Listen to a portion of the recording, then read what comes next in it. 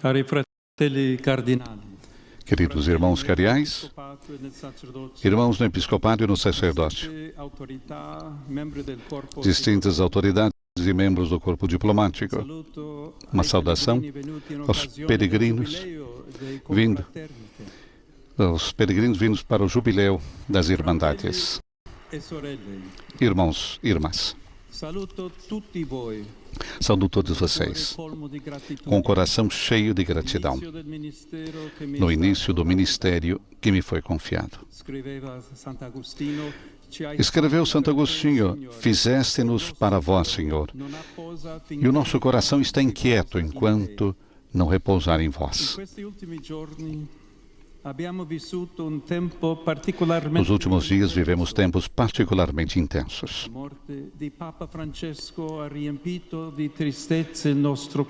A morte do Papa Francisco encheu os nossos corações de tristeza.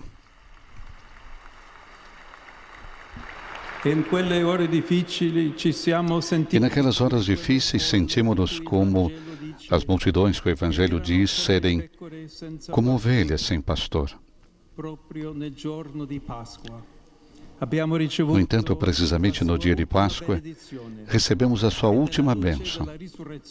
E à luz da ressurreição, enfrentamos esse momento na certeza de que o Senhor nunca abandona o seu povo, mas congrega-o quando se dispersa e guarda-o como o pastor ao seu rebanho. Nesse espírito de fé, o Colégio Cardinalício reuniu-se para o conclave. Chegando com histórias diferentes e a partir de caminhos diversos, colocamos nas mãos de Deus o desejo de eleger o novo sucessor de Pedro, bispo de Roma. Um pastor capaz de guardar o rico patrimônio da fé cristã e, ao mesmo tempo, de olhar para longe, para ir ao encontro das interrogações, das inquietações e dos desafios de hoje. Acompanhados pela vossa oração, sentimos a ação do Espírito Santo que soube harmonizar os diferentes instrumentos musicais e fez vibrar as cordas do nosso coração numa única melodia.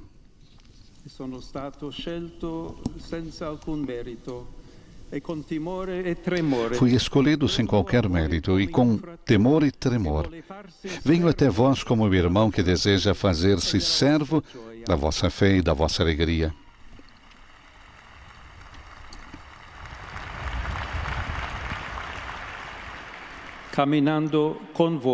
Percorrendo convosco o caminho do amor de Deus, que nos quer a todos unidos numa única família. Amor e unidade. Essas são as duas dimensões da missão que Jesus confiou a Pedro.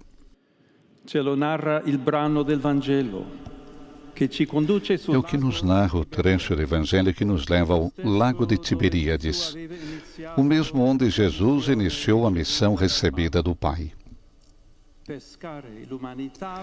Pescar a humanidade para salvá-la das águas do mal e da morte. Passando pela margem daquele lago, chamou Pedro e os outros primeiros discípulos para serem como ele, pescadores de homens. E agora, após a ressurreição, cabe-lhes precisamente a eles levar em frente esta missão.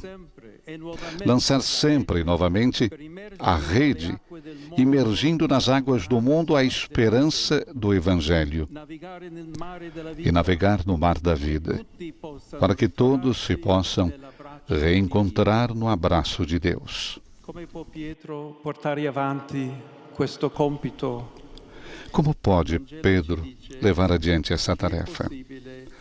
O Evangelho diz-nos que isso só é possível porque ele experimentou na própria vida o amor infinito e incondicional de Deus, mesmo na hora do fracasso e da negação.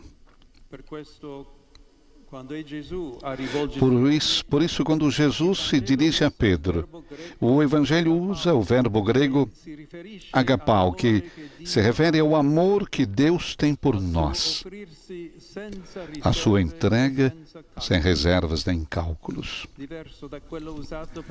Diferente do usado na resposta de Pedro, que descreve o amor de amizade que cultivamos entre nós. Quando Gesù chiede a Pietro, Simone, filho di Giovanni, Quando Jesus pergunta a Pedro, Simão, filho de João, tu amas-me? Refere-se ao amor do Pai. É como se Jesus lhe dissesse: só se conheceste e experimentaste este amor de Deus, que nunca falha, poderás apacentar as minhas ovelhas. Só no amor de Deus Pai poderás amar os teus irmãos com algo mais, isto é, oferecendo a vida por eles.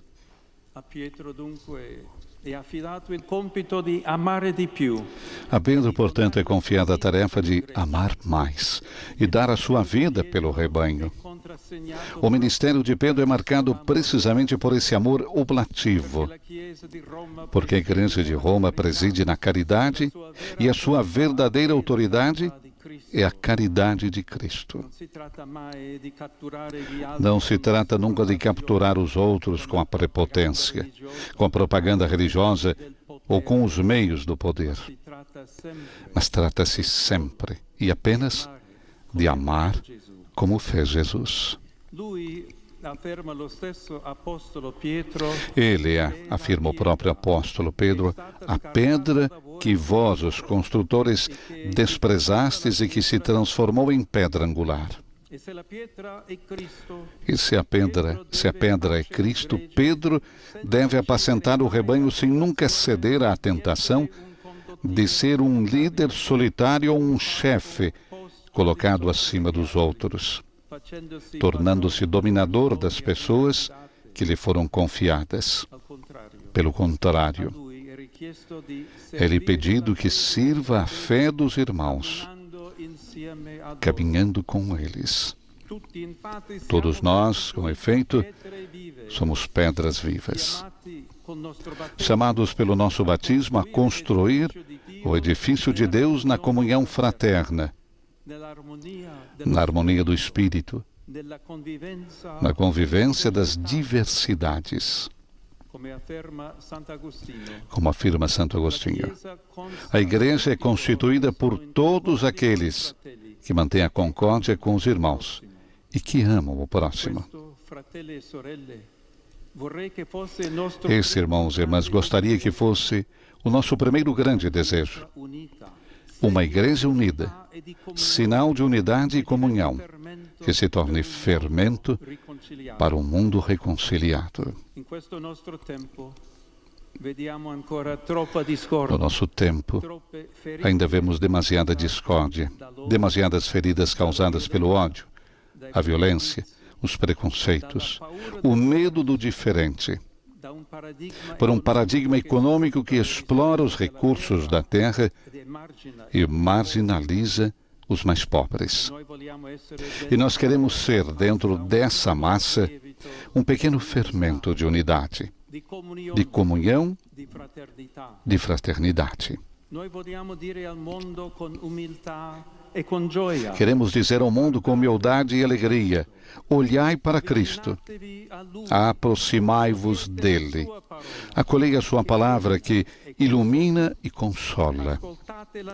Escutai a sua proposta de amor para vos tornardes a sua única família. No único Cristo, somos um. E esse é o caminho a percorrer juntos, entre nós, mas também com as igrejas cristãs irmãs, com aqueles que percorrem outros caminhos religiosos, com quem cultiva a inquietação da busca de Deus, com todas as mulheres e todos os homens de boa vontade, para construirmos um mundo novo onde reine a paz.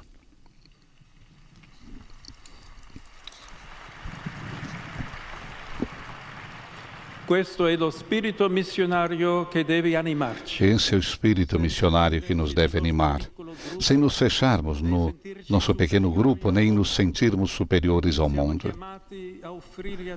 Somos chamados a oferecer a todos o amor de Deus, para que se realize aquela unidade que não anula as diferenças, mas valoriza a história pessoal de cada um e a cultura social e religiosa de cada povo. Irmãos e irmãs, esta é a hora do amor. A caridade de Deus que faz de nós irmãos é o coração do Evangelho.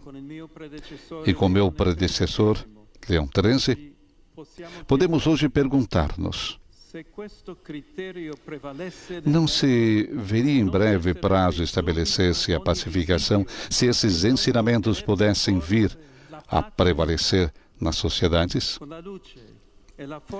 Com a luz e a força do Espírito Santo, construamos uma igreja fundada no amor de Deus e sinal de unidade. Uma igreja missionária, que abre os braços ao mundo, que anuncia a palavra, que se deixa inquietar pela história e que se torna fermento de concórdia para a humanidade.